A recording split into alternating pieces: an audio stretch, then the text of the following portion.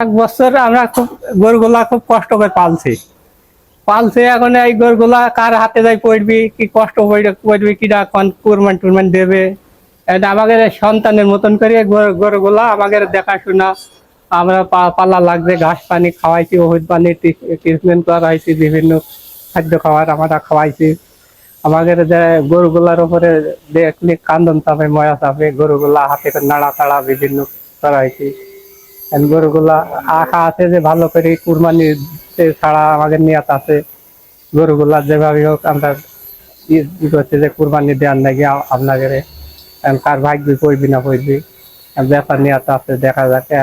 খারাপ লাগবে না, এখন খারাপ তো লাগে, খারাপ লাগলে তো আর এখন কিছু করার নেই। এখন দেখা যাচ্ছে খাদ্য খাওয়া সব জিনিসের খরচ খরচা করি, এখন না বিক্রি করি তা হয়েছে না, এখন তো বিক্রি তো করাই লাগবে যেভাবে হোক। না করতে পারলে তার আমাদের হয়েছে না, আমরা তো না বেচতে পারলে তার আমাদের হবে না।